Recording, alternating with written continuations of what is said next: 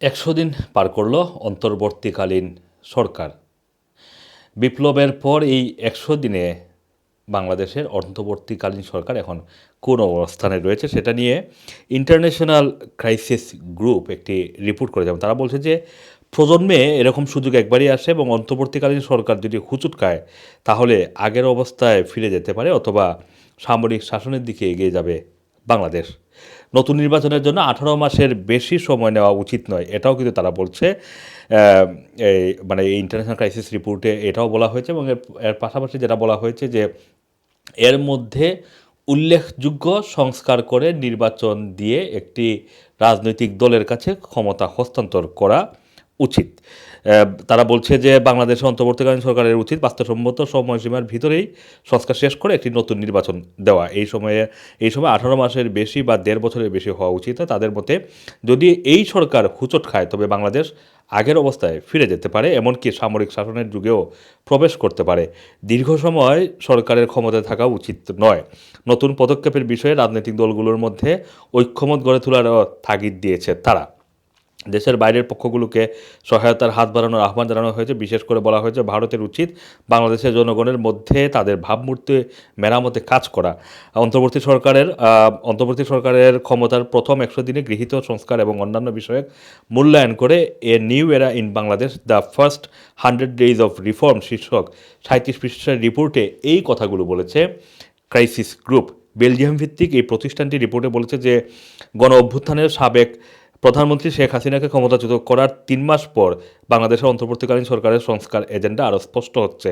একই সঙ্গে তাদের সামনে এজেন্ডার পথে সুপ্ত বিপদেরও আভাস পাওয়া যাচ্ছে। মানে এজেন্ডাগুলো বাস্তবায়ন করতে গিয়ে তারা সামনের দিকে কিছু বিপদের আশঙ্কাও কিন্তু করছে বেলজিয়াম ভিত্তিক এই সংস্থাটি।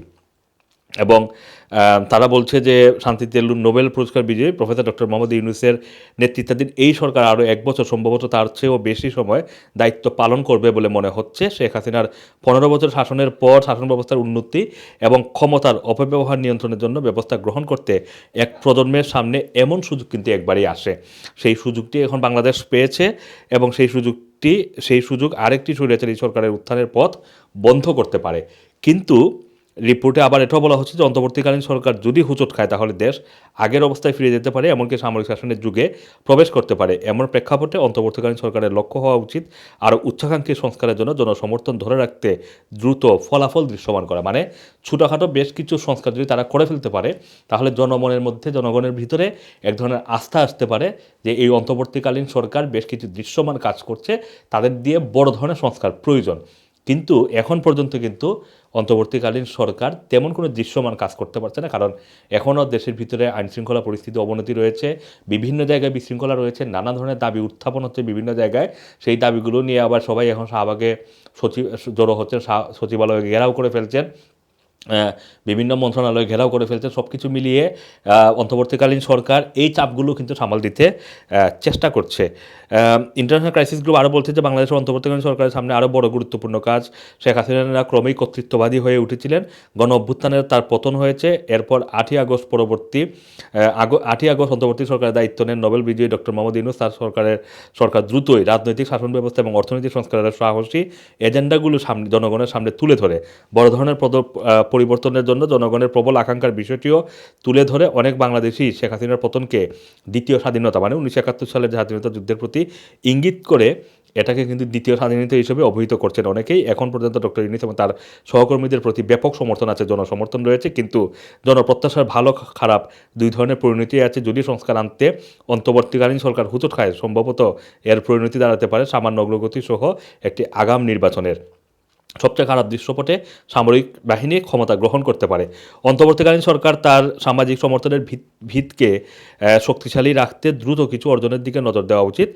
যখন এই সরকার মূল সংস্কারগুলো ঘিরে ঐক্যমত গড়ে তুলছে এবং দেশকে বিশ্বাসযোগ্য নির্বাচনের জন্য প্রস্তুত করছে, জাতীয় রাজনীতিতে একটি নতুন যুগের সূচনা সাহায্য করতে এবং বাংলাদেশের অর্থনীতিকে শক্তিশালী করতে ডক্টর মোহাম্মদ ইউনূস প্রশাসনকে সমর্থন দেওয়া উচিত আন্তর্জাতিক পক্ষগুলোকে। রিপোর্টে আরও বলা হয়েছে যে 15 বছর ক্ষমতা থাকার পরে শেখ হাসিনা সরকার ব্যাপকভাবে অজনপ্রিয় হয়ে উঠেছিলেন। ক্ষমতা ধরে রাখতে তার সরকার পরিকল্পিতভাবে বাংলাদেশের প্রতিষ্ঠানগুলোকে, বিশেষ করে পুলিশ এবং বিচার ব্যবস্থা এবং আমলাতন্ত্রের স্বাধীনতাকে খর্ব করেছে।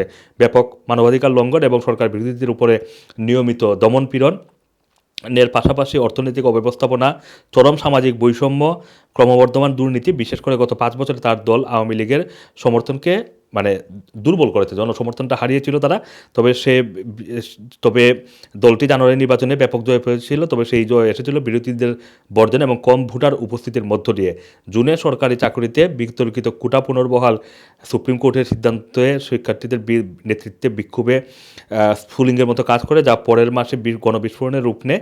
সারা দেশে ইন্টারনেট বন্ধ করে দেওয়া, মারাত্মক দমনপীড়ন সহ শেখ হাসিনার নৃশংস পদক্ষেপে ছাত্র আন্দোলন জনপ্রিয় বিদ্রোহের রূপ নেয়, যা তাকে তড়িঘড়ি করে দেশ ছাড়তে বাধ্য করে। হাসিনার বিদায়ে যে উচ্ছ্বাস দেখা দিয়েছিল সেটা এখনও টিকে আছে এবং সেটা নির্ভর করছে তত্ত্বাবধায়ক সরকারের বা অন্তর্বর্তীকালীন সরকারের পারফরমেন্সের উপরে, তারা কতটুকু কী করতে পারে এবং কত দ্রুততম সময়ের ভিতরে একটি নির্বাচন ব্যবস্থার দিকে যেতে পারে।